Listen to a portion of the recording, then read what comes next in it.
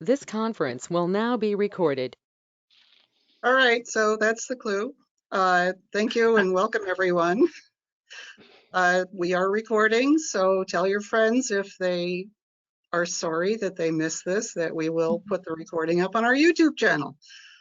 Welcome everyone, and as we were just discussing, it's a small group, so we can run around the room and introduce ourselves to each other. I'm Diane Brandley, and I seem to be the perennial president of Greening USA. And the speakers will all announce themselves. So let's skip to Howie. Hi, Howie Hollander, retired Lockheed Martin engineer, and like Diane, the perennial president until I said I wouldn't do it anymore of the Technology Alliance of Central New York. So now I'm president emeritus. Peter. Hi, Peter Arsenault. I'm founding president of Greening USA a long time ago. Living in St. Louis, Missouri area right now, and I'm an aspiring retired architect. So not there yet, still practicing. Carol. Good afternoon, everybody. Carol Biesmeyer, Greening USA member. And I also, 2 years ago, installed an air source heat pump to replace my gas furnace and an air source heat pump, hot water heater. And they've been working really well through this cold winter. So I can attest to it. Great. Josh, nice to see you with us. Hey, everybody. It's great to see so many familiar faces. It's been too long, I think. So I'm a builder and resilience consultant located Cazenovia, New York. Bob Haley. Thank you. Just had to click on. Bob Haley, architect and educator, or at least I think I am, but longtime supporter of Greening USA and the concepts of sustainability. Living in the university area, I do have 5 years of solar on the roof that plugs into my hybrid solar car. So, and the little driving I do these days covers just about all of my electricity for the entire year, plus most of my driving. So I'm having fun on that aspect. Looking forward to heat pump technology. Lindsay. Hi, I'm Lindsay Spear with Alliance for Green Economy and run the local HeatSmart CNY campaign, and I live here in Syracuse. I'm really glad to get you all to know Avni today. Jessica. Hi, I'm Jessica Lisi. I'm the Communications and Office Manager for Focus Greater Syracuse, and I am always interested to know, as part of my job, what's going on in Syracuse and what the most important topics to learn, especially in regards to sustainability, are. So great to be here. Thank you. Sally, did you want to say hello?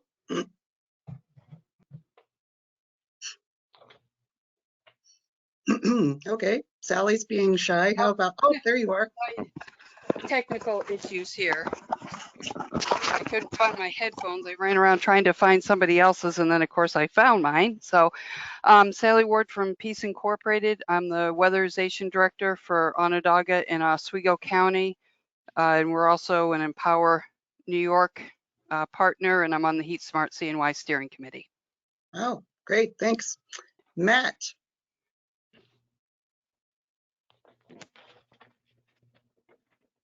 Thanks for your patience finding the mute button. Sorry about that.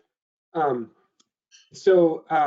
Brubaker, I am an architect, engineer type person working at SUNY Cortland, and also interested in systems such as electrification, how we can optimize all that we're doing. Great. Chris Carrick. Hey friends, Chris Carrick, manage the energy program at the Central New York Regional Planning Board, and with Lindsay run the HeatSmart CNY program, and glad to see so many people here. Rick Smartin. Hey everybody, I'm supposed to be a retired professor. I'm not doing too well at that. and longtime supporter of Greening USA, recent past chair of the Central New York Land Trust. I'm stepping down from that. So hopefully we can be more active. Great. Patricia.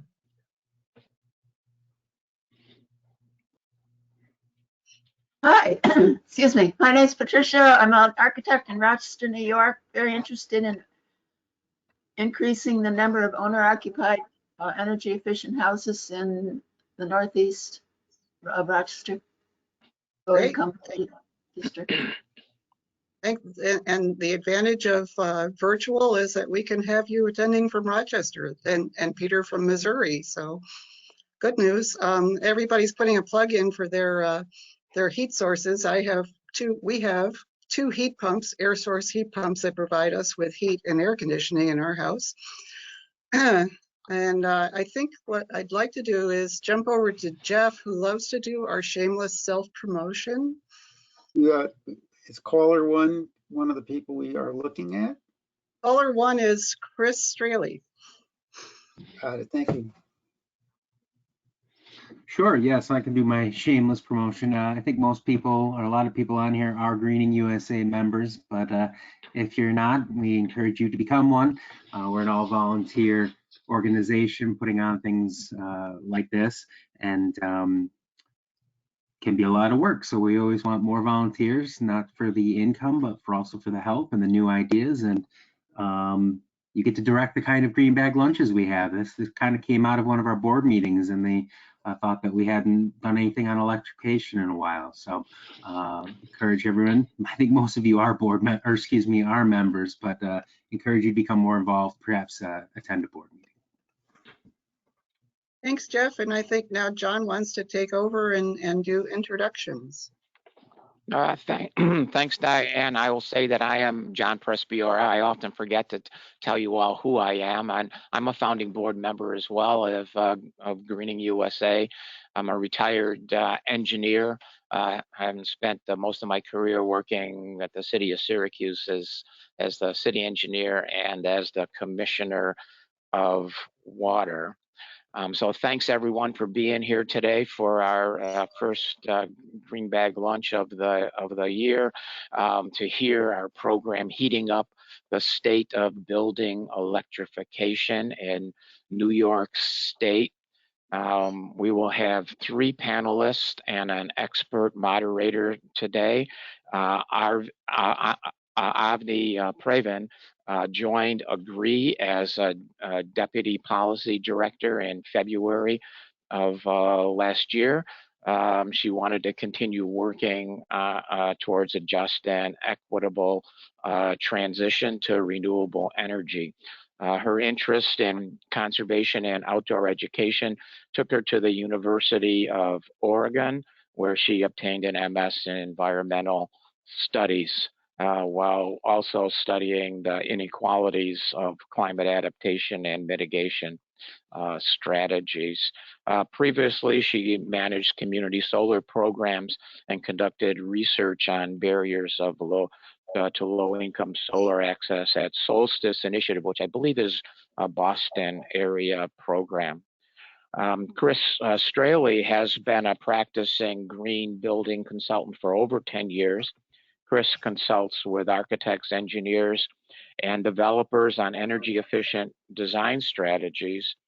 He also performs energy performance verification on new construction and renovation projects for programs such as Energy Star LEED for homes and Passive House. He is a Sustainable Comforts LEED Passive House verifier, including Central New York's first affordable passive house project. And then we will have Jeffrey Anthony, who you heard is our membership chair. I should also mention that Chris is on the board of Greening USA, and Jeff is also a board member of Greening USA and our membership chair. And we may have also recently elected him secretary of our board, so we thank him for that. Jeff was raised by energy conscious parents, he tells us, and his father, who built passive solar homes in the 70s and 80s. starting off working in graphic design and photography and even construction. Jeff then took a veered into architecture and completed a architectural technology program at OCC in 2013. Jeff has worked in traditional architecture firms, but prefers he calls it the fast-paced environment of home performance and the problems inherent there with heat pumps and insulation. In the summer of 2020, he joined Simply Installs, a leader in air source heat pump market in central New York. And then, of course, we'll have Dick, who is our expert moderator. Dick currently helps Greening USA as a volunteer advisor on all things energy and heating, as he is a retired home performance contractor himself and currently is very active in CNY Solidarity as one of the lead organizers. And we're glad that he volunteered to help us out with this program. So with that, let me just say first, if all the rest of you could, except those that are speaking, would please keep your microphone muted unless you are recognized to speak. If you have questions, feel free to put them in the chat. We will keep our eye on them. At the end of the formal presentations by the panelists, we will hope to, we'll try our best to answer as many of your questions as time permits and as our expertise permits. But we have a lot of expertise in the room, so I'm sure we can get all the questions answered. So Dick, I'm going to turn it over to you. Yeah, thanks, John. I just also want to mention that I'm on the steering committee of HeatSmart CNY. What I thought I would do is set the context of the meeting. We are talking about electrification in the state of New York by quickly reviewing the CLCPA, the Climate Leadership and Community Protection Act scoping plan that's setting the future of electrification and reduction of greenhouse gases in New York. This is the flow chart essentially of the plan over the next 25 plus years or so. And I thought I would just highlight a few things. According to the plan, by 2030, there should be an additional 200,000 new jobs in the energy efficiency sector and renewable energy sector.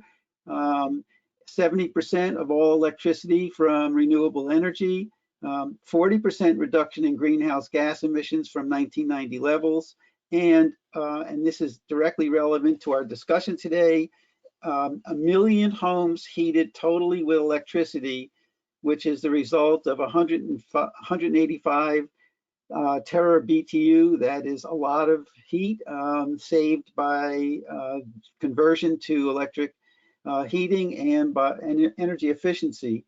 And then by 2040, there will be all electricity will be generated in New York with zero emissions. And by 2050, there'll be an 85% reduction in greenhouse gas emissions from 1990 levels. So that is the grand plan for the next 28 years. The cost benefit analysis is projected to actually have net benefits ranging depending on what scenario is used in the, for the next 25 years in terms of plans, between $90 billion and $120 billion in savings. That is a result of improvements in air quality, increased active transportation and energy efficiency interventions in low moderate income homes specifically, which will generate health benefits ranging from between $165 and $170 billion, which is a lot of money. To reduce greenhouse gas emissions will avoid the economic impacts of damages caused by climate change equaling to about $250 to $260 billion. And the combined benefits of all of this will range between $405 and $430 billion. The net direct costs are relatively small compared to the size of New York's economy. The costs are estimated to be between 0.6 and 0.7% of the GSP, the state GSP in 2030, and 1.4% of GSP in 2050. So this is the plan, the main consent. This is essentially the main consensus, and I'm just want to call attention to the relevant parts of the plan to our discussion today. So right now, what's being promoted at this moment in time is increased sales of high efficiency appliances and smart devices, and ramping up the sales of heat pumps, space heaters, and water heaters throughout the state. By 2030, all new sales of single family and low-rise residential heating systems or heat pumps, and 900,000 plus homes will be electrified with heat pumps, and 13% of all homes in the state will have efficient shell upgrades. And by 2035, all new sales of multifamily and commercial heating systems will be heated with heat pumps. So that is the timeline of the plan as it is now. There have been several different scenarios proposed. They're all roughly similar, except some of them focus more on certain specific sectors than others. And this is a summary of those three. In the second scenario, which it would be basically doubling the number of homes electrified with heat pumps by 2030. And in the scenario 3, it would be early retirement of old heating systems, et cetera, et cetera. They're all, the timeline, the total timeline is roughly the same, but essentially the focus of where the efforts are being applied will slightly vary from one scenario to the other. So the summary of the benefit and costs, basically the net present value of the three additional scenarios. One is by strategic use of low carbon fuels. That would be the second scenario. The third is an accelerated transition away from combustion, which is essentially scenario 3, which you can see here. And the fourth one would be a really hard push to get beyond 85% in reduction of greenhouse gases. All of them will produce a net benefit to the state, and they all will basically generate about the same total reductions. Health benefits. According to the scoping plan, decarbonization can result in a substantial health benefit from improved air quality on the order of $50 to $120 billion in the next 30 years. They would be experienced throughout the state, and they would be higher in urban areas simply because the health effects of pollution and greenhouse gases are higher in much highly concentrated populations.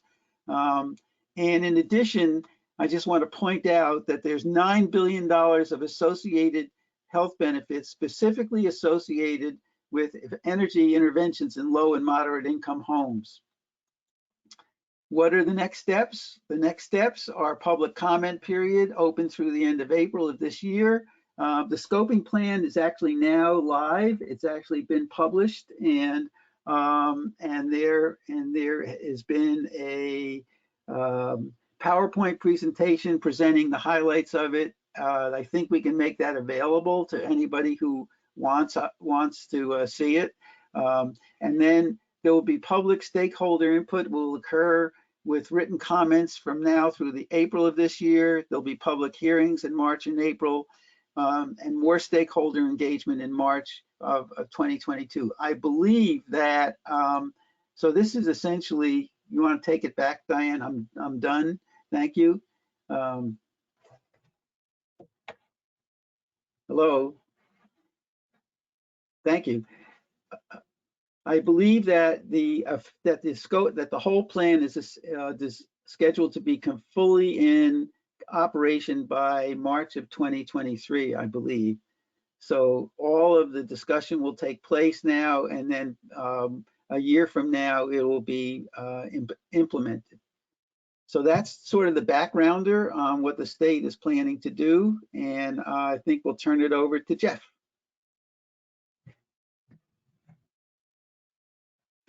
All right, I think I'm unmuted. Can you hear me?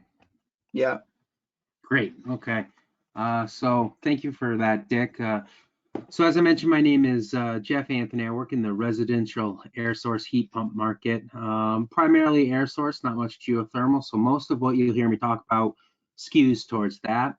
My background prior to that was mostly home performance and insulation and air sealing. So you'll see how important that is to the projects. So I wanted to give a brief primer on heat pumps. I think we've got a pretty good knowledge base here. I would definitely defer anyone who wants more knowledge to attend one of the monthly HeatSmart CNY presentations that Dick and Lindsay give. I actually listened to one last night just to kind of make sure I didn't forget anything in my spins. So, the basic technology of heat pumps is they move heat. So you aren't generating heat by burning a fossil fuel. The medium can be either ground or air in which the heat exchange takes place. We can also do some interesting things with hot water, which I'll touch upon, and I believe Chris is also going to touch upon as well. Heat pumps can work in a cold climate up to such as ours here in Syracuse, and I see lots of things coming out of Minnesota and different areas like that too. They can work down to -13. However, there's some very important considerations that need to be taken when speccing these systems. It's very important to have adequate insulation levels and education and some other things that I'm going to talk about as a contractor, or basically a contractor's representative. My role is to educate people and get them into these systems. So I'm going to give you a little bit of what I'm looking for and present you with some prices and even some things that I've done and seen that both worked and didn't work. So one of the things that we like about heat pumps is they're highly efficient. And one of the reasons, let me see if I can, there it is right there, is a lot to do with the inverter technology. So a lot of times if you have a traditional heating system, it ramps on and off quite significantly with large power draws. Heat pumps seem to have a more fluid, slow ramping on and off, drawing only the amount of power that they need. I like this graph that we have that shows you're not either on or off at all times, you're kind of modulating per needs. I actually think it's a pretty good metaphor for life in general too, not always going from high to low, but that is one of the things that drives the efficiency of heat pumps. Because they're electric, they have no fossil fuels. And we like the electric because it can be generated by the renewables, solar, geothermal, wind, any of those. So there's plenty more benefits to heat pumps. We can go way down the rabbit hole in them, but I wanted to just give an overall basis. Other benefits being the ability to zone different areas. There's different filtration options for the air, which has become a much more important issue in the last couple of years. And that's all notwithstanding the environmental issues. So first thing I'm really looking at when I go into a home where people are inquiring about air source heat pumps, I'm looking at a number of things. I'm looking at what their existing system is or are. What are they heating with currently? What are they using for hot water? Do they have a boiler or a furnace? What are their insulation levels? What their existing heating system really dictates the direction in which I want to go in terms of what system that we can put forth. So the two major systems that I work with are ducted air source heat pumps and individual head mini splits. Ducted systems will go right into your existing ductwork if you have a furnace at this point. They're quite nice in that respect because they utilize your existing distribution system. You have the same issues of less zoning capabilities. You're relying on dampers and such. Mini splits are great, typically wall mounted. They can go on the floor, they can go in cassettes in the ceiling. They provide great benefits in the sense that you can control, you can zone each individual area that you're in, and that can be beneficial. So hot water, hot water tanks. I like going to a house and seeing an electric water tank because I know that I can usually cut their hot water costs in half by switching to an air source heat pump hot water tank. Careful considerations there as well, because you don't want to put it in a conditioned space necessarily. We were talking at the beginning of this conversation about John has installed one in his basement, and it's somewhat noticeably cooler. Yes, it takes some of the heat from that area to generate the heat for your hot water. There's still an efficiency factor when it's taking that heat from your conditioned space, and that heat needs to be regenerated by whatever your heating plant happens to be. There's still an overall efficiency in doing that compared to, say, electric or propane. Ductless also, that was one point I missed there. Ductless is also quite useful in boiler situations because the distribution is there. Air source is not quite adequate for boiler systems yet. There's technology coming. I'm less familiar with that and what's coming down the road. Boiler and hydronic systems lend themselves more to geothermal. So there is some of that hopefully coming down the way, but I often will do ductless when we have a boiler system. So I also wanted to present to you, and I'm not sure if you guys can all see that well. I can zoom into parts of it as we want to. Yeah, just waiting for it to catch up. I'm actually, oops, I lost it. I lost the quote. Hold on one second. I wanted to show you guys an actual quote of a job that we're doing. Sorry, give me 1 second. Okay. I'm not going to try to zoom in. That's what seems to have messed it up. So this is a job that we're doing in which we're doing 3 heads. We're doing 1 outdoor unit for the air source heat pump with 3 individual heads that are run through line set and the refrigerant that comes to the inside. We include everything that we have with there, including the branch box of which all the lines go into. One of the things that's important to note is the incentives. So incentives are pretty substantial right now with products coming through for air source heat pumps. You need to meet 80 to 120% of the load of the house. So it's very hard. It's impossible really to get partial load systems as long as they aren't below 80%. So you can see, if you can see it well enough there, that the incentives are calculated for $1,000 per every 10,000 BTUs. So in this case, we're doing a 42,000 BTU system. At 5 degrees, that produces 48,000 BTUs of heat. So you have an incentive of about $4,800, almost $5,000. Quite an attractive incentive, almost $5,000, but it does take that money off of the original quote, which tends to, these systems tend to be somewhat pricey. So we often, at least in my business, will take it off for the customer. We will apply for the incentives and that kind of thing and leave it up to the, not have the customer have to deal with that. That is one of the biggest sticking point of these systems right now is cost. A lot of that is in material cost. I was speccing one this morning. The outdoor unit itself was $5,000 material cost. That's not even our cost to install it. So they can be expensive systems. That's really the thing about them. So a lot of times I'll sell on, we'll start with environmentalism. We'll also look at air conditioning and the need for that in the climates now, and really look at what their need is. But that's an important point. I'm hoping, much like solar, as the market keeps going and going, the material costs will come down and we'll be able to, I'll say it, even have some more competition in the market that will help all of us installers really sharpen our pencils and compete, because everybody, I'm a fan of competition because it makes me a better person installer.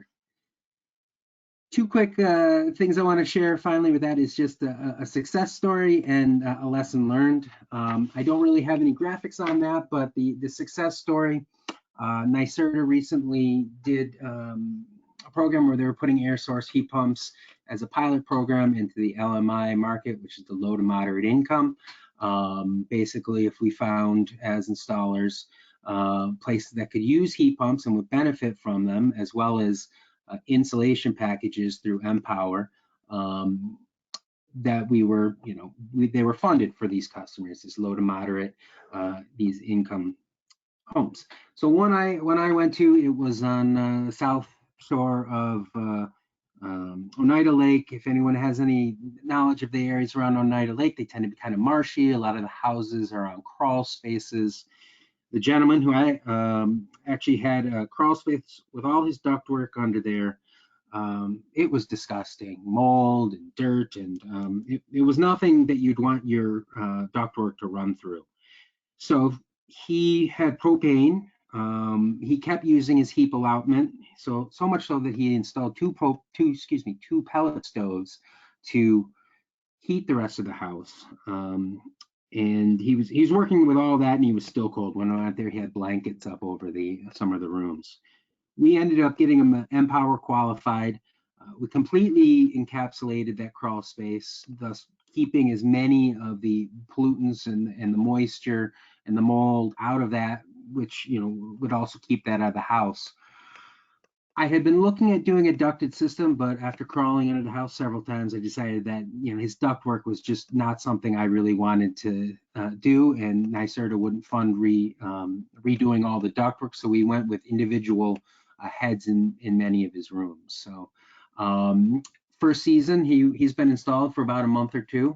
Last check-in, he's quite happy, not only with the heat, but things that he won't necessarily notice, which will be the increase in health and not breathing all the air that was in that moldy, nasty crawl space. One thing I want to relate back to in terms of lessons learned is the careful consideration in what you're picking, the systems here. Some systems will shut off at negative 13 degrees. Some will ramp down significantly at negative 13 degrees. I did get a call in these past weeks of a system that shut down. So I want to speak to the need for backup systems, and that can look many different ways. That can be, if it's a ducted system, you can put electrical resistance heaters within the systems themselves. Electrical resistance isn't the most efficient, but we don't get down below negative 13 that much. So to be honest, it helps the people from calling me and saying, hey, I have no heat. They still have a heat, a little less efficient heat, but for a short amount of time. We don't get below negative 13. I realize we're across the state, but I'm speaking mostly to Syracuse. And education about that. I think this particular system we had to install that did shut down at negative 13 because of the heat load of the house. We had to pick that system.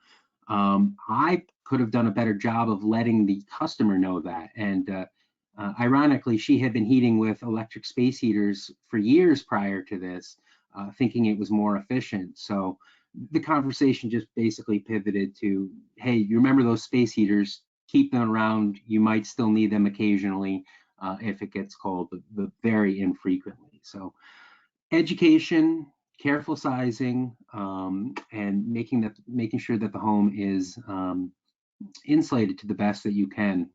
Insulation, including windows and everything like that. So I could go on. I saw some chats coming through. I'm going to read those. I don't know if any were directed to me, but I'm going to pass it on to the next, unless. Okay, this is Dick.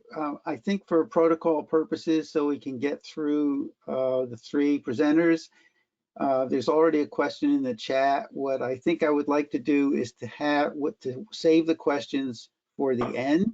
You can put them in the chat as you think of them, and we'll simply direct them to the appropriate person after the three presenters have presented. The other thing, just so you need to know how GoToMeeting works. If you have trouble reading something on a screen, on your screen you'll see a box that has a plus and a minus. You can actually individually increase the image on the screen or reduce it to make it more readable. So when Jeff had his contract up there, you could have actually increased the size of the image so that you could actually read it. So just be aware of that's available as an option for you. I think we're moving on, I think, to Chris Straile. I think your turn. Thank you. Yeah, thanks, Dick. And so hopefully everyone can hear me. So I do want to, off the top, just speak to Jeff and appreciate the mention of like building science and this whole thing. As he mentioned, it's great that that gentleman or that homeowner was able to put heat pump technology in his home, but if you didn't check out the crawl space and understand the building science and what's happening under there, you know, I don't know if he would have, they would have been, you know, comfortable and healthy, as great as heat pumps are. But I wanted to give the audience a pulse on kind of affordable housing. I think it's I work in that realm, and I think it's a really good look at New York State, the policies that they enact, and really the front line of all those tends to happen with affordable housing because it's a direct, something gets passed, you know, or it's on the governor's agenda, or it's an initiative, a law, and it really, the first kind of sector that needs to adopt it is kind of the affordable housing realm. So just wanted to give a pulse on what's happening there. And then I'll get into some technical on heat pump hot water heaters. So I'll try to move through this rather quickly. So I think what the Climate Leadership and Community Protection Act has done in my sector of, you know, in construction, residential construction, is tools in the tool belt. So previous to this, it was a lot of convincing to do the right thing and, you know, let's go low carbon in our buildings. And, you know, it was, you know, 20% of the time it worked. So I wanted to just briefly give a story on, this is called, this project is called Site 7 or Parcel 7.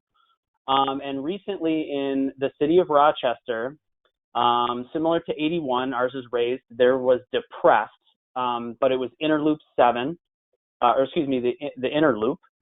And what they did was they raised it up and built, you know, like kind of a community grid.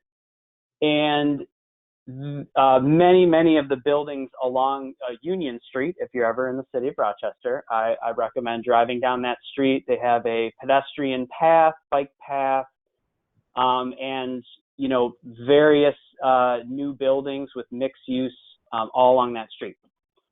This is not built, but the story is in 2018, 2019, this project submitted to the state. It was an all gas project. It was all gas building. You know, we had some leverage, and to speak of the, you know, Pastone as a developer is an amazing developer, and they're committed. They're actually a non-for-profit developer, and they're committed to building, you know, low carbon. But it started off as a gas building. It's you know, the economy of scale. It was affordable. Throughout the years, it did have failed attempts at trying to get awarded through HCR, Homes and Community Renewal. And through that evolution, there was small things that, you know, there was laws passed, of course, the CLCPA, and adoption of some language into what we call the design handbook. which is all these buildings need to follow. And I am really happy to say through the years, I think 2020 they went from gas heating to all electric heating and cooling. Fast forward to today, this building is all electric, including cooking. It's carbon neutral ready as a definition, and it's considering passive house. So just a kind of a peek into kind of the tools that we have with this legislation that gets passed on a larger scale. So I'm going to probably breeze through this. So, you know, HCR funds housing projects. They do transform neighborhoods. You know, we have the housing authorities in certain cities that they take, you know, rehabs of single family homes and duplexes and also new construction. And at this point, they're dedicated to just going all electric on all their systems, all their designs. And this is happening all across New York State, and it's really great to see. So I just wanted to show how it's a competitive process for these projects. And this is always what we've worked with, the NYSERDA, you know, program, some energy and environmental programs like Enterprise, Green, and LEED. But that didn't get us across the finish line with going all electric. We did need more of the state's help and more tools to work with. This was really interesting. So I think 2020, you know, the Site 7 story, right in the middle of the story, they put out a handbook that had this sentence at the bottom. It's great. So in addition to the requirements listed below, which are the previous programs I showed you on the previous slide, projects are encouraged to include green and energy efficient measures that advance the CLCPA. Applicants which advance these goals will be favorably reviewed. What does that mean? It means absolutely nothing. But what it did do is it gave us leverage and us the tools to go to these developers across New York State and say, you know, the state will look favorably on your project if you know, possibly go all electric. So it gave us a little bit more leverage there. And you know, it helped. It helped. We have, I would say 90% of our projects, maybe 95, you know, going all electric at this point. And these are really thousands of units across New York State. So, and similar buildings from single family homes to the beautiful building we saw previous. Yeah, this is the competitive point. And I guess what I want to say here is, again, the state is trying to say that we value, so for enterprise green communities, you will get 15 points within that program if you go all electric. And, you know, in your competitive process, they'll give you 3 to 5 points for picking that. So they're trying to leverage, you know, these programs, and then these programs are also trying to push projects to go all electric, you know, as well. So, so HCR is certainly on the forefront of doing this. NYSERDA new construction housing. This is also for substantial rehabs. 2021, they came out with a new program, an updated program to their new construction housing. And it is incentives. There are incentives to get. So 1 year ago, they said if you want to put gas into your project, you need to work a little harder. So you need to, I'm not going to get into the specifics, but you need to be 9% better than Energy Star. If you do all electric, you need to be 5%. So again, pushing for electrification. Just last week, they released an updated program. They are no longer incentivizing gas. They won't give you any money for gas. It's a non-starter. You need to be carbon neutral ready is the definition. And the definition, I have some stuff in the way here of that, but it's a project that excludes all fossil fuels from building systems and equipment. What are those building systems? They refer to heating, ventilating, air conditioning, domestic hot water, kitchen, laundry, and all other appliances. Okay, there is an exemption for, of course, backup, but this comes as like a large, you know, natural gas generator or something. So, again, not getting into the specifics, but this is the new program. If you have a gas project, it's just it's a non-starter. They are no longer incentivizing it. So, and this program's open to, you know, from single family homes up to, you know, high rise levels. No gas. All right, 8 minutes. Okay. Yeah, incentives. Again, pushing towards all electric buildings. Competitions, building of excellence competitions through New York State, pushing to all electric buildings. So New York State, I mean, very robust for really leading, I think, the country in kind of electrifying buildings. Personally, programs, technologies, these are their own green bag lunches. Actually, interesting enough, this product here to your upper, well, my upper right, this is a phase change hot water heater. So it does charge with electric. So it's an electric resistance hot water heater. It just doesn't have standing water in it. It has a phase change material that will heat your hot water. So coming to the U.S. soon. Stay tuned. Okay, that's all I had for, you know, really a certain percentage of new and existing buildings being, you know, transformed to all electric across New York State. And so I'll just quickly move through this. So I think Jeff covered this pretty well. You know, considerations are that you are putting a little air conditioner, you know, wherever you stick this thing. So, you know, think about that.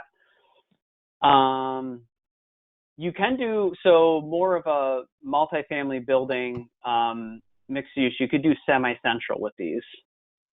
That is an option. You could do 80-gallon tank, feeds about 4 units. There is pros and cons to each that we don't have to super dive into. The newest technology on the market is to try to do large scale, you know, 50 units. So what's interesting about this LG unit, it actually has 2 refrigerants. And we do understand that refrigerants actually are, depending on what refrigerant they are, refrigerant management is super important and has a, you know, high global warming potential. So we want to be really considerate of the refrigerants that we use. And do we have the sand in here? We do. So, but how they get to their high stage heating is they use 2 refrigerants. So it's kind of a 2-stage. They use one refrigerant that can kind of capture and move only so much heat in one stage. And then to get it up to that domestic hot water level, which is harder, you know, heat in our buildings, if it comes out at like 80, 90 degrees, you know, that's warmer than our 70-degree room. With domestic hot water, it needs to be hot. So these are coming on the market. It typically was this Sanco unit. There is an active project that Tatum designed. Unfortunately, it feels like you'd have to custom design instead of like a plug and play. That is in Ithaca. It is online. They have commissioned it. And Tatum, you can catch Tatum at Nessie and other conferences. They might even be at the Green Building Conference. And so, yeah, these larger systems are coming on, and this really completes the circle of we can heat and cool. And Jeff was talking about the different ways and the technology. You can do ductless, you can do ducted. This completes the circle with that hurdle, which is heating hot water. And really, at a larger scale, it's very difficult for these larger projects to do it. Yeah, so that's all I have. Hopefully, lot of information in a short amount of time. Yeah, I'll save questions to the end. Thank you. Thanks. And Chris, and I think Avni's up next. Yeah, thank you. And thank you for putting me last so that I could slyly learn from the previous presenters. I'm going to share my screen right now. But yeah, as I'll mention, I'm Avni Pravin. I'm the Deputy Policy Director of AGREE. So I more manage a lot of our policy work and on more of the technical and programmatic side. We have the HeatSmart CNY program, so that's a big part of how we engage with building electrification. And that is not my wheelhouse. So we're very lucky to have. I'll call you two out. We have Lindsay Spear and Allison Mullin-Stout with us today, both in the audience, but they're really the experts on this program. So I'm going to talk a little bit about it, but any questions I might actually call on them to answer. I'll go a little bit into some of the policy barriers we're seeing to building electrification. And then also talk a little bit about what policy avenues are available to us to actually take action on these issues. So what ways in the state do we engage on these policy issues? And then I'll go into a few concrete examples about what we're actually doing in the policy space right now. All right, so HeatSmart CNY is a non-for-profit project of the Central New York Regional Planning and Development Board, funded by NYSERDA. And they provide information on energy efficiency and new heating and cooling technologies, and really do some great work connecting community members with installers and resources.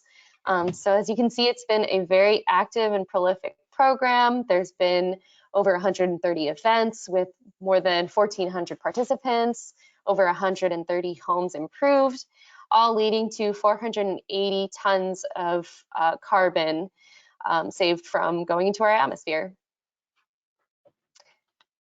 So some learnings from the HeatSmart CNY program. What has worked?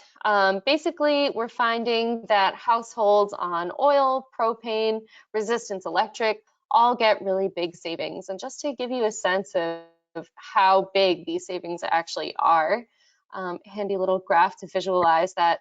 Yeah, electric resistance, propane, and oil is really costly, and it makes much more sense when you have those heating systems, not to get more efficient heating systems of the same kind, but to actually switch to renewable options.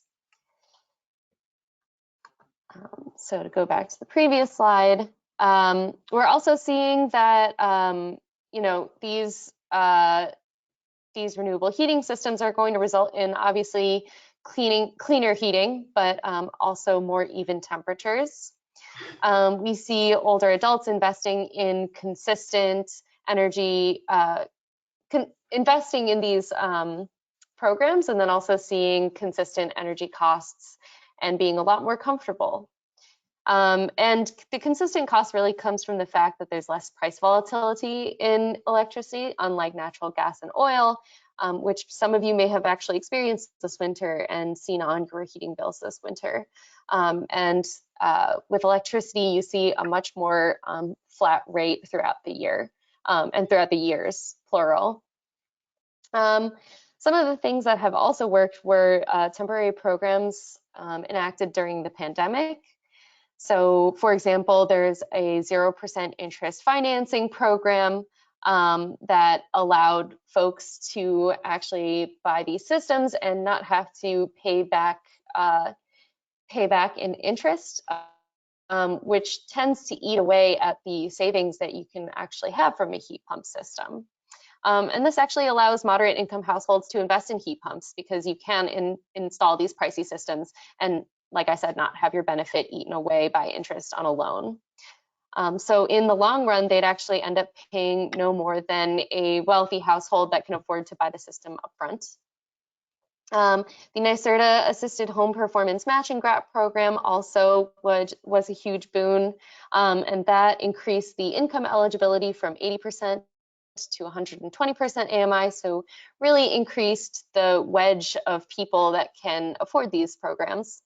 And then lastly, the NYSERDA heat pump demonstration study. We were able to provide heat pumps at little to no cost to LMI homes that were sufficiently insulated. And of course, that sufficiently insulated modifier, does cut down on the number of houses that can participate.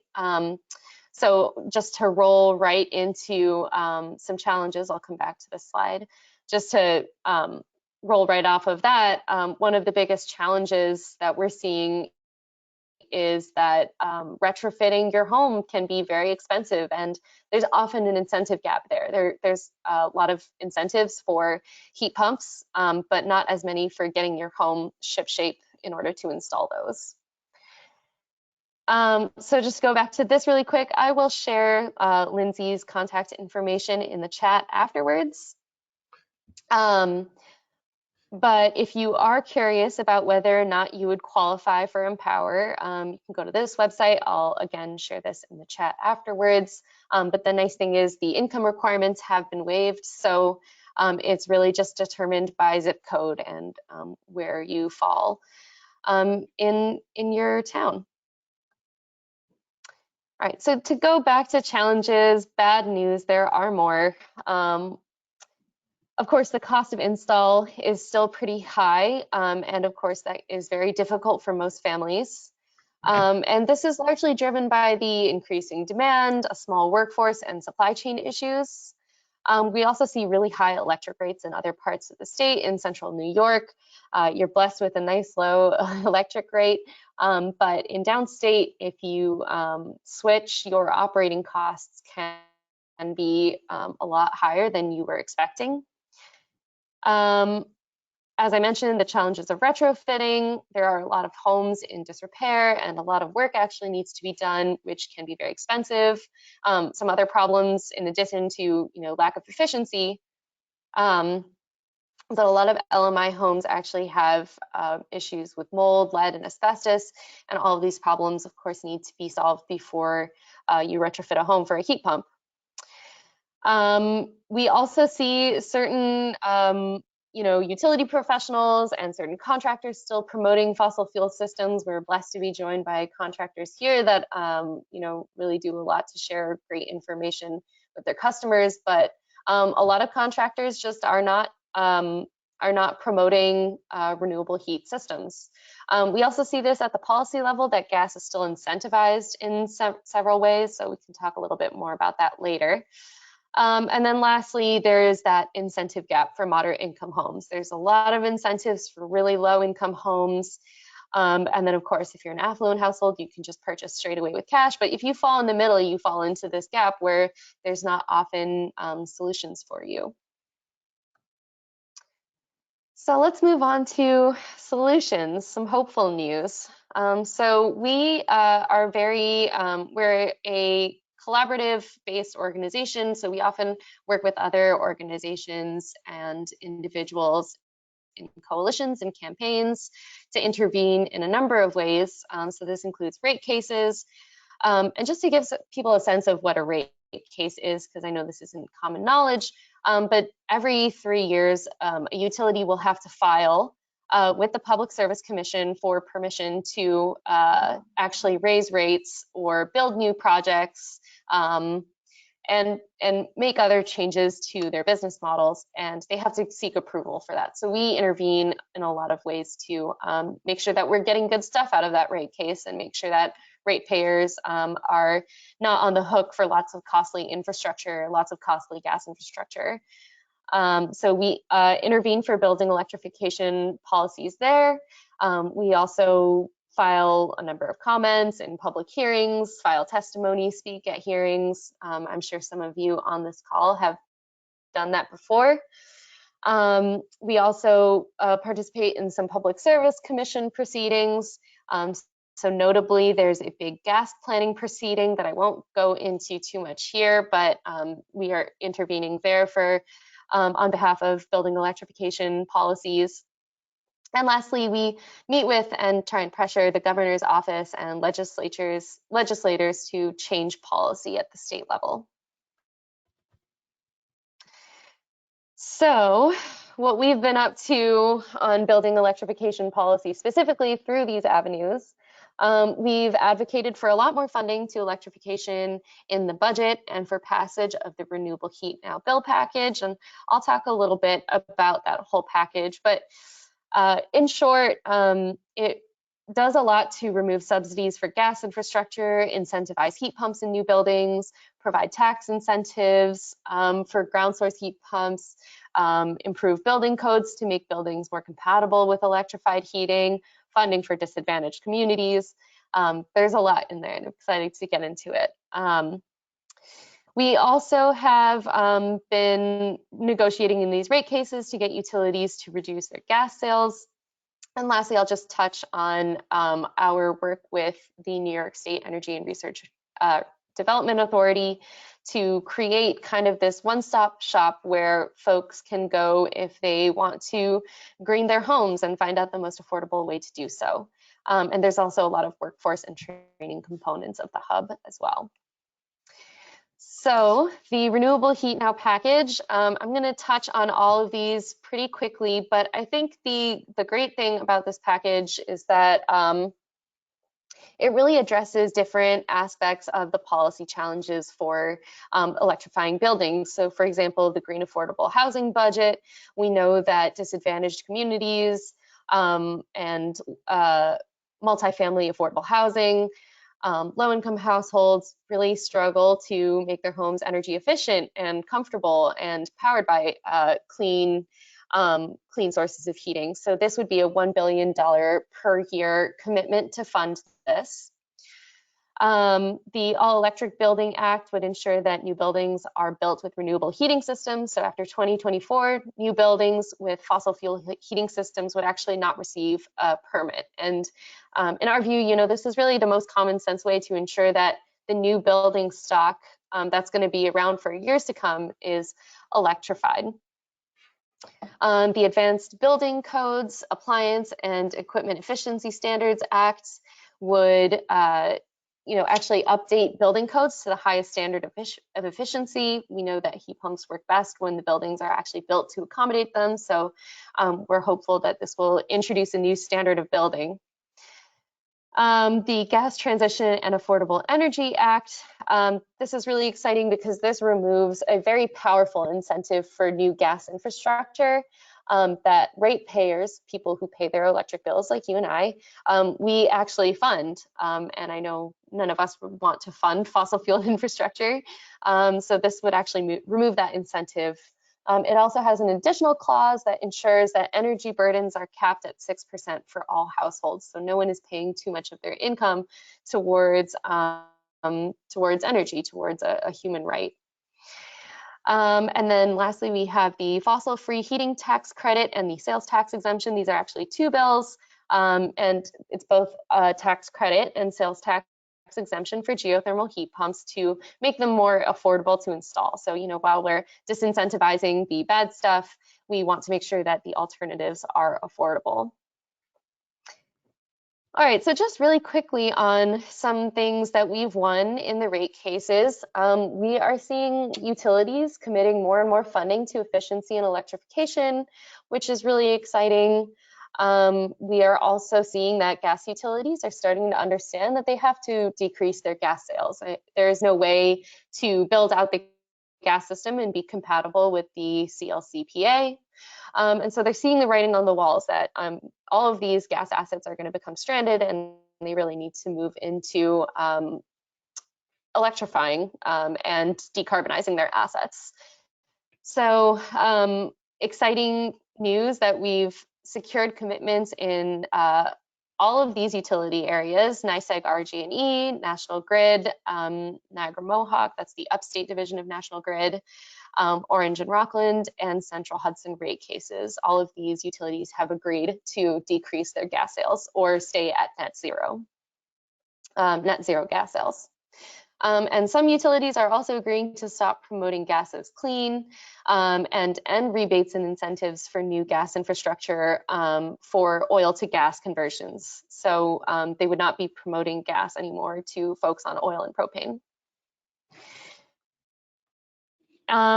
The last thing that I'll touch on is our work with the NYSERDA hubs. So as I mentioned, this is kind of supposed to be a one-stop shop that would help people switch to cleaner energy and also join the clean energy workforce, a significant benefit of the green transition. So this is going to be a $53 million program across the state. And AGREE was a main driver in convening organizations from across the state to co-design this program with NYSERDA. And we're excited to announce that if everything goes well, the CNY hub will be operational this year. And I'm sure many of you will be hearing about that. Okay, Great, so thank you again. And yeah, my contact information is here if you have any more questions or just want to chat about the Renewable Heat Now bill package. Okay, thank you very much. I think we have 20 minutes, and we had a question in the chat. From Amelia Colafatti: to everyone, can you speak to the issue of limiting refrigerant leaks while transitioning to heat pumps? Are ducted systems safer in that regard than individual splits? Geothermal is the best, right? Question mark.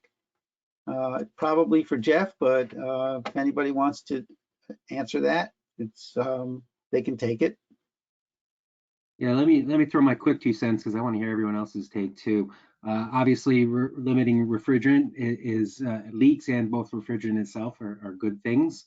I think that you will see less refrigerant in a ducted system. Of course, every project is different, but generally speaking, a ducted system would probably have less refrigerant. And geothermal is the best. Give me more. What do you mean by that? It's the most efficient. It's also the most expensive. I think geothermal is a great product. I currently don't work a lot with it, although that might change. It does provide some of the best efficiencies, but it's also the largest upfront cost. Okay. Yeah, I'll mention just so the Sanco unit, and Mitsubishi's getting into it. So they're starting to use actually CO2 as a refrigerant to try to mitigate that problem. Again, there was like one, and it's higher pressure. So it's usually a packaged unit. And then there are other packaged units, so you don't have to have an installer pump refrigerant in. It might come preloaded, but so there are some things happening to kind of mitigate the whole refrigerant issue of it leaking. Yeah. I'd just like to make a quick comment on the greenhouse gas emissions from sectors. And in New York, I think it was 30% for buildings. There was a large study done. I think Chris Carrick told me about it today. I think it might have been Stanford University, that essentially makes the case that greenhouse gas emissions from residential buildings is way higher than previously thought, simply because of leakage from gas lines and gas appliances of methane, which is a much more potent greenhouse gas than carbon dioxide, from within the building itself and also between the street and the building through the gas lines. So that just increases the urgency of doing the conversions from gas to electricity. And I have a question for Avni.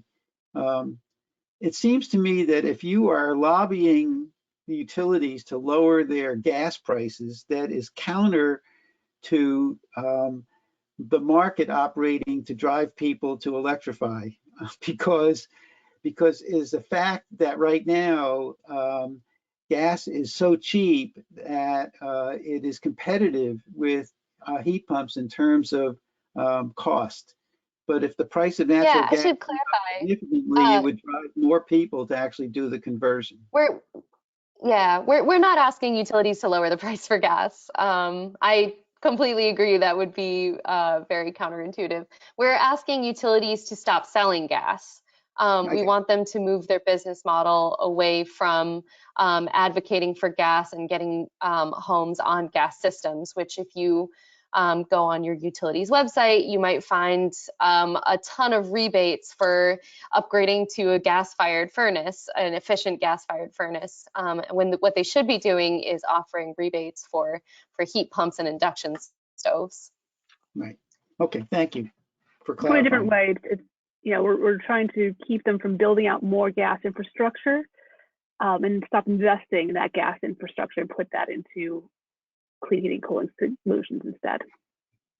Okay. Any questions from the folks in the room? For anybody? John? Yeah, I was a little unclear about what you meant by the hub that NYSERDA is gonna fund. What's a hub gonna do? Yeah, so I would love to answer this question, and then I'm going to turn it over to Lindsay because I think Lindsay has a lot of maybe a little more knowledge on why a hub is actually needed. But from our perspective, and maybe some of the contractors on this call have also had the same experience, but often when someone is interested in getting a heat pump or getting their home weatherized, they have to go to a bunch of different places in order to make this happen, right? They have to go to the contractor for the renewable heating system, but then if things need to get weatherized, maybe the contractor has contacts or maybe they don't, and then they have to go out and find someone to weatherize their home, and then they have to go to NYSERDA to figure out what the incentives are to lower their costs, and then they have to go to a bank to figure out if they can get a loan. And so like the vision for a hub would be to bring all of these different parts into communication with each other, so there can really be a process and flow determined for a homeowner that would be the easiest possible way for them to make all of these somewhat difficult changes to make to their homes in, you know, a very streamlined way. And then there's also a number of workforce training components that the hub will introduce. So we know that we need to bring the manufacturing and installation workforce to scale if we're really going to massively electrify all the buildings in New York State. And in order to do this, we're going to have to really train up people who are interested in, you know, good paying, good jobs. And so a NYSERDA hub would point people to the direction of, okay, what apprenticeship programs are available to me? Where can I get a job after I've completed this apprenticeship program? And so basically just help people through the process of stepping into the green workforce. I see. You know, it sort of triggered me a related question. And as I mentioned earlier, like I'm in a 100-year-old house. So in order for someone like in a house like mine to qualify for NYSERDA assistance, so is it necessary to do a complete weatherization project and windows and everything in order to qualify for financial assistance from NYSERDA to convert your heating system over? Is it, you know, necessary to get the financing in? I guess, is it also necessary in order to make this, have the system work properly? I don't know. I don't know who that question. So you want to have minimum levels of insulation in your house. You want to try to take care of as much of the insulation and home performance issues as you can. it's not a complete barrier. And to get the NYSERDA funding, it depends on the program. So so one thing I wanted to highlight just briefly, and I put it in the chat, that the heat pump demonstration study program, which was only about 6 months last year, that allowed us to do no-cost systems to a lot of low and moderate income households. That program has been restarted again with funding through ARPA. And it's specifically now for people who are recipients of HEAP. So if you know people who are recipients of HEAP that are struggling with their energy bills, or particularly on our delivered fuels, but we can also do it for if they have very inefficient gas furnaces, tell them to give me a call. I lost my train of thought. Oh, programs. So there's a bunch of different programs. Utility rebates for heat pumps are not tied to any particular insulation level. And there's also the Comfort Home program for market rate customers that helps incentivize doing certain levels of insulation in your house. You get $1,000 if you've got your attic insulated. If you do the attic and the rim joist and some walls, then you get to $2,000. If you do the windows and all of that, you get to $4,000. Like there's an incentive, there's different tiers to that to help people. For the low to moderate income households, particularly for that HEAP money, they do have minimum insulation levels that must be met by the end of the project because they don't want to saddle people with higher energy costs. I've seen a lot of different households do things different ways. Some of them have gone with the heat pumps first, again, and particularly if they're on delivered fuels or electric, because then they use the cost savings from cutting the cost there to then pay for some of the insulation later on. So it kind of depends on the household and their things, but we definitely we encourage people to do insulation first if they can. So John, does that answer your question? Yeah, I think so. Kind of makes me think in terms of, like all this rental property that we have that's substandard and whatever. What's in place to try to encourage the property owners to start the process of weatherizing and switching over systems? It would seem that that we might not be set up to actually do that, but how is that going? So renters can access the Empower program for up to $10,000 worth of energy efficiency work, as long as they have the landlord's approval. So that's available. And I believe that the HEAP funding could also be used in rental situations. It just came out last week. I'm still learning the details. So that money is there and available, but we have the question of how do you encourage the absentee landlords to actually pay attention and do something for these homes is one that we're struggling with in Syracuse on a range of issues. So yeah, open that up for the conversation. Yeah. No, I think that's an important conversation to have. It seems like we would need more than just these various incentives and letting the capitalist system kind of like work by, giving rebates out. I would think we need some sort of organization that would drive that more. And maybe that's what Agree is doing with the support of the regional planning board. I guess that would raise the question: is that enough, or maybe that's up to maybe that's what the NYSERDA hubs will eventually do. If they could form this group that markets, promotes, creates, something that will actually happen rather than leaving it up to the capitalist system to kind of like make it happen. Yeah, just to point out in terms of barriers to electrification, there's a couple of them, and Avni touched on them. The vast majority of furnace replacements that occur in people's homes are the result of my furnace isn't working. Yeah. So they're basically driven. The people do not go downstairs, look at their furnace, and say it's working great, I want to change it. So they replace their furnace when it stops working, and so most of them are basically emergency swap outs. Right. The second problem is that HVAC contractors, heat pumps are scary. They're new. They're different. They don't understand them. They don't really know how they work.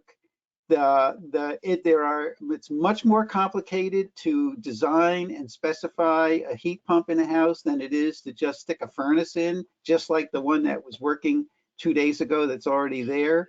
So there's a really large barrier in terms of workforce, in terms of getting the HVAC industry to buy into it. One way that could be approached really is it was been talked about today, is for utility companies to stop incentivizing gas. And that absolutely has to happen. But there's still a huge chicken and egg problem. The scoping plan talks about adding 200,000 new jobs in energy efficiency by 2030, and a whole lot of those jobs have to come in the HVAC industry, which is right now in desperate straits because it's aging out and there's no replacement. That's one thing. Another issue which has just flown in and out of my mind is that the issue with materials and equipment. In January or February of 2021, the New York State DEC banned the traditional high greenhouse gas emission propellants in spray foam, and so required a low greenhouse gas emission propellant in spray foams. Well, the national manufacturers weren't, first of all, COVID was raging, and second of all, they weren't really up to making that switch in terms of satisfying the need. So for the contractors I know in New York State, they can no longer use the traditional spray foams that they were buying prior to 2021. And so there was a huge supply chain problem and huge delays, right, Jeff? Huge delay getting materials to even do the work. And that problem is still, now it's a year later, and that problem has still not been totally resolved and solved. So there's a whole lot of stuff going on that has to be kind of worked through the system to get to where, that scoping plan that you saw in that first slide is incredibly ambitious. And there's just a lot of work that has to get done in order to make it happen. So I'd like to jump in. I saw that Carol Biesmeyer had put a couple of really important questions in the chat box. She had one question about the grid and how is it going to handle all of this electrification, and another question about where are all these heat pumps being made and any chance of having them manufactured in New York State. Carol, did you want to just say a few words about the questions that you had? Well, you summarized my questions pretty well. These are huge questions that are on the supply side of these ambitious goals, and I just wondered if any, what your comments were about them. Yeah, that's a good point. Supply, Dick just talked about it a second ago. Heat pumps specifically, a majority of them are not made in the United States, as far as I know. We have been seeing some delays. The good news is they're usually only about a month or two out in the heat pump market, and we do have some other choices. So right now, the supply chain is not horrible for heat pumps, at least in my experience. I don't know, that's residential.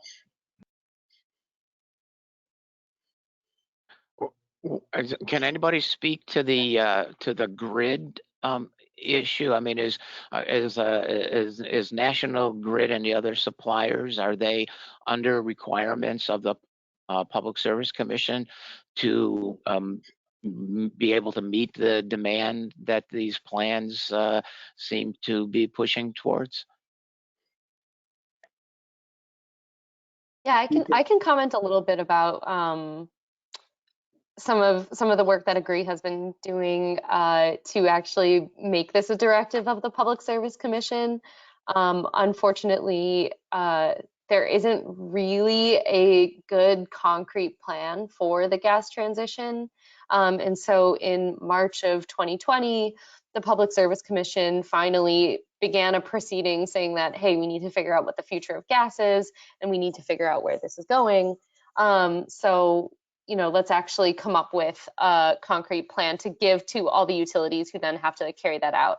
And so Agree filed comments and has engaged in, you know, a couple other like public stakeholder sessions to get across that if we're going to tell the utilities what to do, we need to tell them to do just that, make our electric grid, you know, invest in it, invest in its resiliency, especially climate resiliency, invest in cleaner sources for the electric grid. So that's kind of primarily the way that we've been working to see this happen. But, you know, we're also hopeful that with some of the legislation being passed in the RHN bill package, that the Public Service Commission will finally be directed to actually study electric rates and study how to keep electric rates affordable and, you know, not let let demand kind of spiral out of control. Lindsay, I also saw you come off mute, so I'd love to hear your thoughts. Yeah, I mean, so by law and by practice, you know, the utilities are required to be able to meet load. Like that's the main operating thing that they have to be able to do. In terms of the electrification of our winter heating fuels, right now across the state, we have a summer peak. And so the grid is designed to meet that summer peak. And NYSERDA's run a lot of models, and I think the Public Service Commission too, because they are, you know, this is definitely something that people are concerned about. They want to make sure that we're not creating another problem. And we're going to have to get to electrifying a lot of buildings before we create a winter peak. It will happen eventually. We will have to deal with that, but we're talking 10, 15 years out at this point.